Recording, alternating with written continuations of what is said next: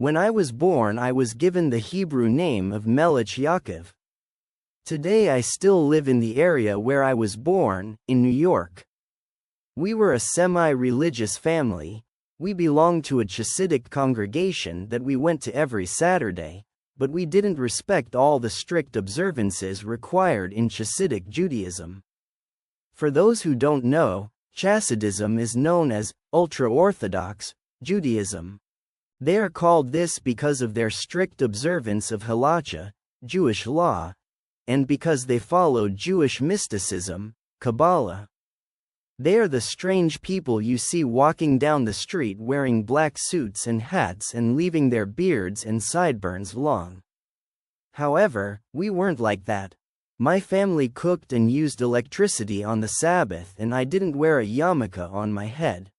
What's more, I grew up in a secular environment, surrounded by non-Jewish schoolmates and friends. For many years I continued to feel guilty about driving on Saturdays and eating non-kosher food. Although I didn't observe all the rules, I nevertheless had a strong sense that this was the way God wanted me to live, and so every time I omitted a rule, I was committing sin in God's eyes. From an early age, my mother read me the stories of great rabbis like Eleazar, the Baal Shem Tov, and the legends of the Haggadah, part of the Talmud beyond the Halacha and the Torah. All these stories had the same ethical message that helped me identify with the Jewish community and, later, with Israel. The stories showed how the Jews were oppressed throughout history, but how God always stood by his people until the end. The stories we Jews grew up with showed us that miracles always saved the Jews, whenever they were in their greatest times of need. The survival of the Jews throughout history, despite the odds to the contrary, is seen as a miracle in itself. If a person wants an objective view of why most Jews have an irrational Zionist stance towards Israel, they must understand the way they were indoctrinated with these stories from childhood. This is why Zionists pretend that they are doing nothing wrong. All Goy, Gentiles, are seen as enemies waiting to pounce and are therefore not to be trusted. The Jewish people have a very strong bond with each other and see themselves as God's chosen people. For many years I believed this myself. Although I had a strong sense of identity as a Jew, I couldn't bear to go to religious services, shul, on Saturdays. I still remember, as a boy, being forced to go to shul with my father. I remember how terribly boring it was for me and how strange everyone looked in their black hats and beards praying in a foreign language. It was like being thrown into a different world, away from my friends and the people I knew. This was what I thought it should be like, but I, and my parents, never adopted the Chassidic life like the rest of my family. When I turned 13, I had a bar mitzvah like every Jewish boy who becomes a man. I also started wearing tefillin, Hebrew amulets, every morning.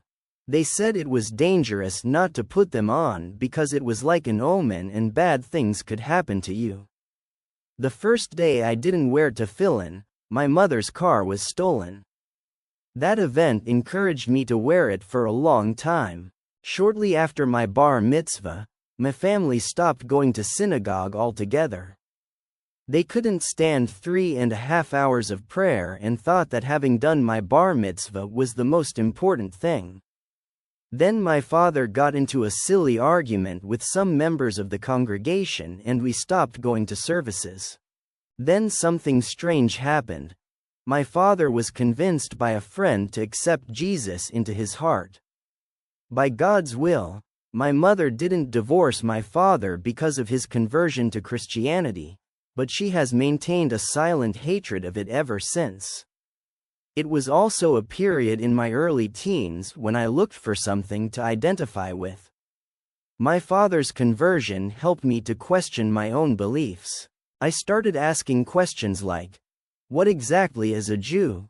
Is Judaism a culture, a nation, or a religion? If it is a nation, then how can Jews be citizens of two nations?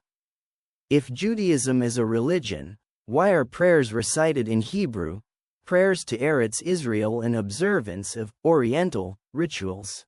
If Judaism is just a culture, wouldn't a person cease to be Jewish if they stopped speaking Hebrew and practicing Jewish customs?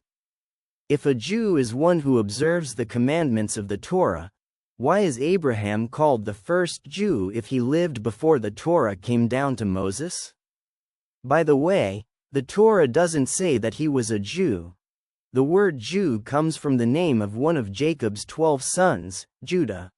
Jews were not called Jews until the kingdom of Judah was established, after the time of Solomon.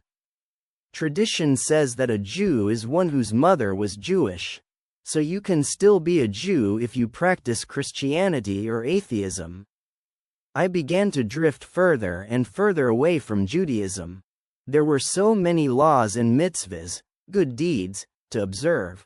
What was the point of all these different rituals? I began to wonder. To me, they were all man-made,